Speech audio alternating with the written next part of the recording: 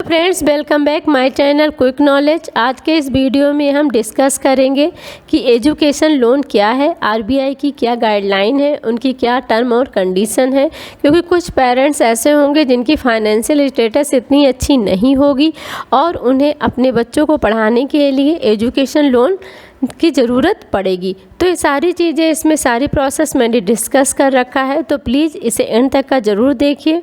चलिए friends, start करते हैं। Let's begin. एजुकेशन लोन जो है आरबीआई का एक पार्ट है। इसे प्रायोरिटी सेक्टर लैंडिंग के नाम से जानते हैं। आरबीआई ने टोटल 8 सेक्टर बना रखे हैं। इन 8 सेक्टर में से एक सेक्टर है एजुकेशन लोन।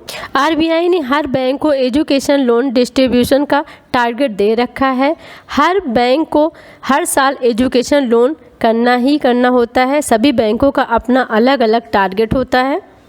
अगर कोई बैंक आपको लोन देने से मना करती है तो आप बता सकते हैं कि एजुकेशन लोन जो है आरबीआई का प्रायोरिटी सेक्टर लैंडिंग का पार्ट है।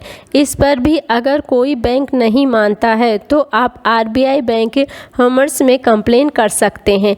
आरबीआई की गाइडलाइन के अनुसार जितने भी कमर्शियल बैंक है वे सभी एजुकेशन लोन डिस्ट्रीब्यूशन करेंगे।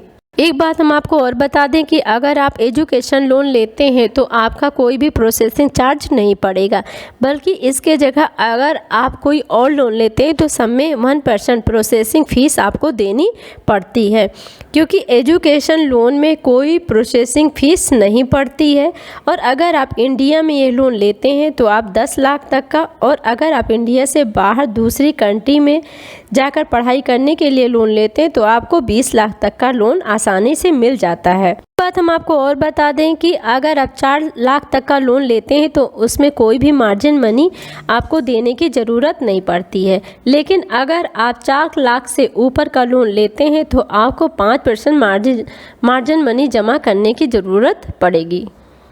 मान लिया कि आपने 6 लाख का लोन की लिया तो आपको 5% मार्जिन मनी जमा करनी पड़ेगी। मतलब आपको 30,000 रुपया आपको मार्जिन मनी के रूप में जमा करनी पड़ेगी। इसका मतलब 570 आपको बैंक देगा और 30,000 रुपया आपको जमा करना पड़ेगा। एजुकेशन लोन को सिक्योर लोन कहा गया है क्योंकि आपको लोन लेने में कोई भी चीज़ आपको गिरवी नहीं रखनी पड़ती, कोई भी चीज़ आपको जमा नहीं करनी पड़ती है।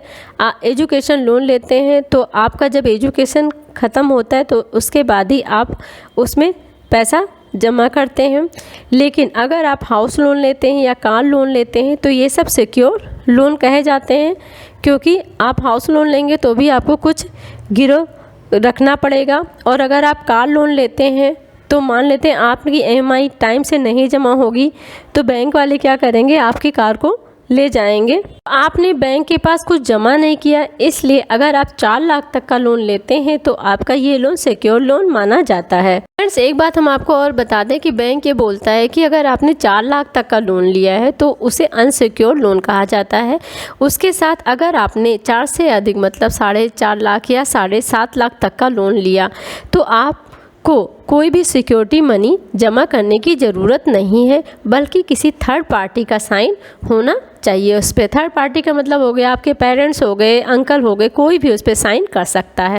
इसके अलावा अगर आपने 7.5 लाख से अधिक लोन लेते हैं तो आपको एक पॉलिटीज के रूप में आपको गिरव रखनी पड़ेगी। जैसे कि अगर आपके पास घर है तो घर के पेपर आपको रखने पड़ेंगे। जैसे ही लोन आपका ख़त्म होगा वैसे ही बैंक आपको एनओसी दे देगा और आपके घर के पेपर आपको मिल जाएंगे। अब बात करते हैं एजुकेशन लोन में टाइम पीरियड की। तो टाइम पीरियड आप 10 से 15 साल तक का रख सकते हैं, क्योंकि अगर आपने 4 साल तक की तो आपने पढ़ाई किया, मान लेते हैं आप कोई कोर्स करते हैं जिसमें आपका 4 साल लगता है, तो आपने 4 साल तक तो आपने पढ़ाई किया, आपने कोई भी पैसा बैंक को जमा नहीं किया, कोई भी ईएमआई नहीं दी।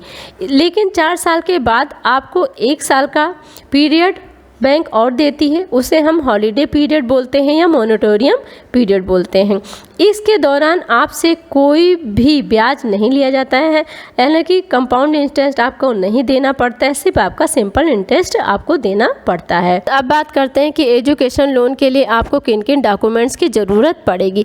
तो मान लेते हैं हम कि आपने MBBS के लिए आपको कोई कॉलेज अलॉट हो जाता है, चाहे वो कॉलेज गवर्नमेंट कॉलेज हो चाहे वो प्राइवेट कॉलेज हो। तो आप उसके लिए क्या करेंगे, आप काउंसलिंग का अलॉटमेंट लेटर उस कॉलेज के पास जाएंगे लेकर के, और वहाँ से आप एक कोटेशन बनवाएंगे। उस कोटेशन में उस कॉलेज की ट्यूशन फीस और आपका हॉस्टल चार्ज और प्रैक्टिकल चार्ज, ये सारी चीज़ें इंक्लूड होंगी। उस कोटेशन को आप लेकर के बैंक के पास जाएंगे, आपके पास जो नियरेस्ट बैंक होगी वहाँ पे आप उस कोटेशन को ले जाएंगे, और उसके साथ ही आपका नीट का स्कोर कार्ड होगा, आपकी आधार कार्ड पैन कार्ड की फ़ोटोकॉपी और आपकी एजुकेशन की फ़ोटोकॉपी, ये सारी चीज़ें आप बैंक को देंगे। साथ में अपने पेरेंट्स के आधार कार्ड की भी फ़ोटोकॉपी आप देंगे। डॉक्यूमेंट्स आपने बैंक को दे दिया तो इसके बाद प्रोसेस स्टार्ट हो जाएगा और आपको लोन मिल जाएगा। वो लोन का जो अमाउंट होगा वो आपको ना मिल करके कॉलेज में जिस तरह से सेमेस्टर वाइज फ़ीस जमा होती होगी, मान लेते हैं कि उस कॉलेज की सेमेस्टर वाइज फ़ीस जो है 50,000 है, तो बैंक सीधे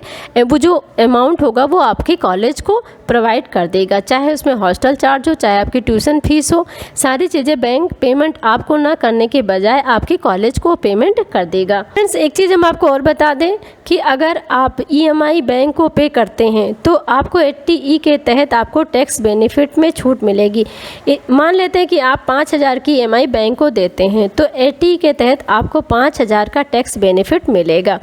साथ में आपको ये भी बता दें, ये जो टैक्स बेनिफिट है आपको सिर्फ 8 साल तक ही टैक्स बेनिफिट मिलेगा। अगर आप मान लेते हैं लोन का जो टाइम पीरियड है 10 साल या 15 साल तक का आप जमा करते हैं तो 10-15 साल तक का आपको टैक्स बेनिफिट नहीं मिलेगा, आपको सिर्फ 8 साल तक का ही टैक्स बेनिफिट मिलेगा। फ्रेंड्स, एक बात हम आपको और बता दें कि अगर फीमेल कैंडिडेट हैं आप और एजुकेशन लोन लेना चाहती हैं तो इसके लिए आपको 0.5% की अलग से छूट दी जाएगी।